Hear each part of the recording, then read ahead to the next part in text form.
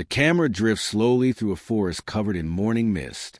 Tall trees stand still like silent witnesses. The air feels heavy, unnatural, as if the world is holding its breath. Birds sing in the distance, but even their voices sound cautious. Then the trees open up, and we see it. A city frozen in time.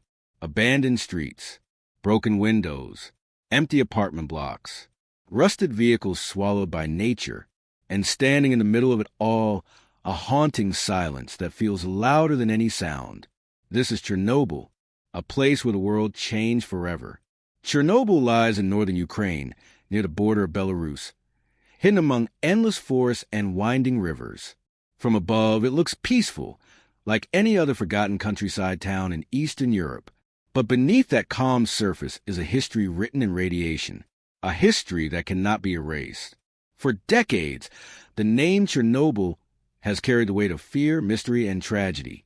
And yet, today, people still travel here, not for beauty, but for truth. Because Chernobyl is not just a location, it is a warning.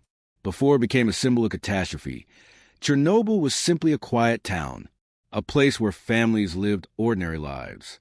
Children ran through streets. Old men sat on benches, talking about politics and farming. Women carried groceries home from the market. But just 15 kilometers away, something new was rising, a modern Soviet dream, a city built for the future. Its name was Pripyat. Pripyat was young, beautiful, planned with precision. Wide roads, tall apartment blocks, parks, schools, hospitals, cinemas. It was built in 1970 for the workers of the Chernobyl Nuclear Power Plant, and in just a few years, it became home to nearly 50,000 people.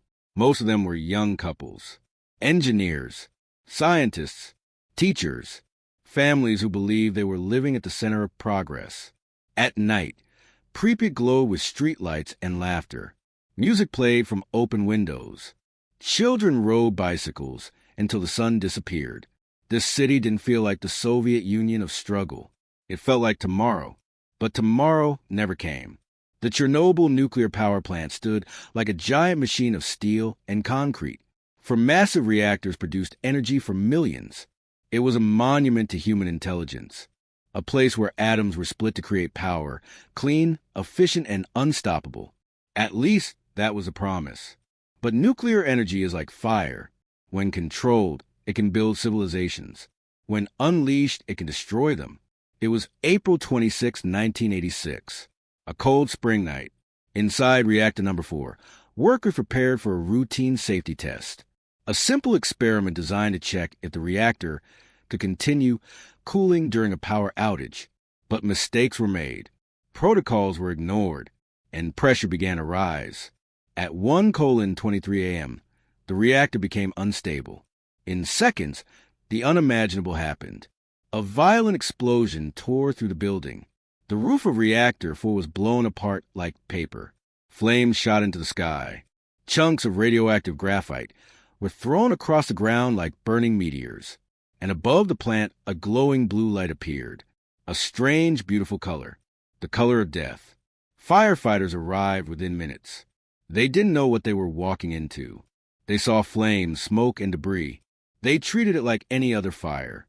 But this was not a normal fire. This was radiation pouring into the air. Invisible, odorless, silent. The men climbed onto the reactor roof, stepping directly on radioactive material. Their boots melted. Their skin burned. Some began vomiting almost immediately, yet they continued. They fought the fire as if bravery alone could defeat the impossible. Many of them would die within days, and most of them never understood why. In Pripyat, the next morning began like any other. People went to work. Children went outside to play. Couples walked through the parks. Mothers pushed baby strollers under the warm spring sun. But something was wrong. Residents noticed a metallic taste in the air. Some felt headaches. Some felt dizziness. But no one was told the truth. The Soviet government stayed silent, because in that era, admitting failure was considered worse than disaster itself. And while the people of Pripyat lived their normal lives, radiation was entering their lungs, entering their blood, entering their bones. 36 hours later, buses arrived. Hundreds of them, lined up like an army. Soldiers stood in the streets, telling residents they had to leave immediately. The announcement was calm, almost casual. They were told it would only be temporary. Just 3 days, they said, so families packed lightly. A few clothes, some food, important papers, maybe a favorite toy. People locked their doors, believing they would return. But that was the last time most of them ever saw their homes. Within hours, Pripyat became a ghost city, a modern city abandoned in a single afternoon, and the silence that followed was permanent. Inside the apartments, everything remained. Beds still made, cups still on tables, family photos still hanging on walls. Children's toys lay scattered across floors. Dolls stared blankly into empty rooms. In schools, notebooks remained open. Chalk still sat on blackboards. Gas masks were left in hallways, like props from a nightmare.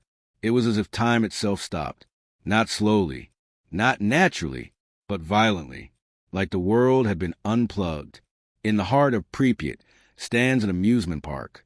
The Ferris wheel rises above the trees, painted yellow, now faded and rusted.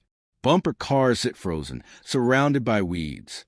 The park was supposed to open on May 1st, 1986, just days after the explosion. A celebration, a holiday, a moment of joy for children. But instead, the Ferris wheel became something else. A symbol, a reminder that sometimes disaster doesn't just kill people, it kills futures.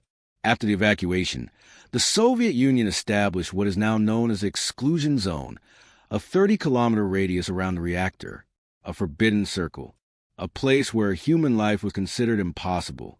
Villages were emptied, farms were abandoned, entire communities disappeared. And for years, the world feared that this land would remain dead forever. But nature had other plans.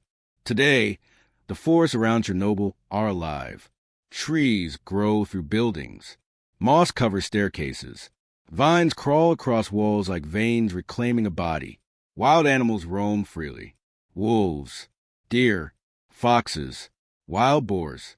Even bears and lynx have been spotted. With humans gone, nature returned with unstoppable force. But this rebirth is complicated. Because the soil still carries poison, the water still holds traces of radiation, and some animals, though thriving, carry invisible scars inside their DNA. Chernobyl became one of the strangest places on Earth, a wildlife sanctuary built on catastrophe. After the explosion, the Soviet Union sent hundreds of thousands of workers into the zone. They were called the liquidators. Miners, soldiers, engineers, volunteers, and sometimes men who had no choice. Their job was to clean radioactive debris, bury contaminated soil, and prevent the disaster from spreading further across Europe. Some shoveled radioactive graphite with their bare hands. Some worked on rooftops where exposure could kill within minutes. They were given thin suits, simple masks, and limited time, sometimes only 90 seconds per mission. Their bodies absorbed radiation like sponges. Many died young. Many suffered illnesses that followed them for life. They saved the world. But the world barely remembers their names. In a desperate race against time, the Soviet Union built a massive concrete structure around Reactor 4. It was called the sarcophagus, a tomb meant to contain the radioactive core. But it was rushed, built quickly, built imperfectly. Over the years, cracks formed, and the fear returned. Because if the structure collapsed, the radioactive dust could rise again. So decades later, humanity returned to finish what it started. In 2016, a new structure was completed, a giant steel arch, the new safe confinement. It is one of the largest movable structures ever built by humans, designed to cover the old sarcophagus completely. From the outside, it looks like a futuristic spacecraft. From the inside, it is a shield, a reminder that even decades later, Chernobyl is not finished with us. The reactor is still there, still dangerous, still alive in its own way, and it will remain so for thousands of years. Today, tourists come to Chernobyl. They walk through abandoned schools, hospitals, and apartments. They wear masks. They carry radiation detectors.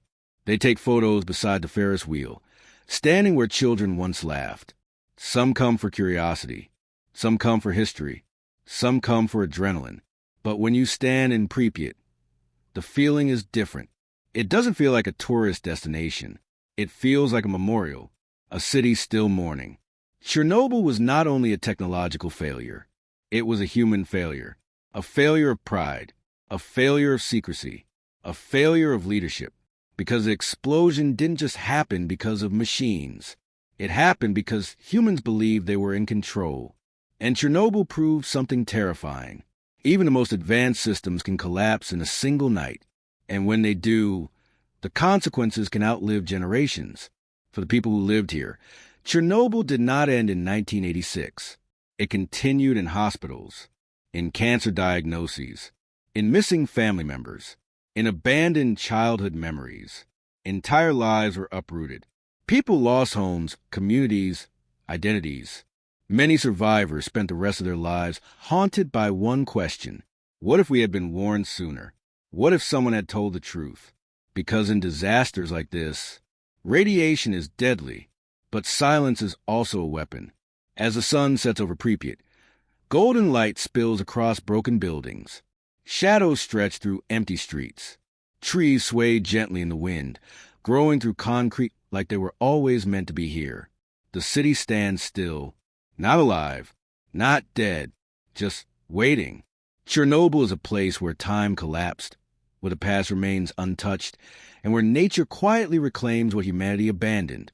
And maybe that is the most haunting truth of all, because in the end, Chernobyl reminds us that the Earth will survive without us. But we may not survive without wisdom. And as the silence of Pripyat echoes through the empty streets, one message remains clear. When humanity forgets humility, even the future can become a ghost.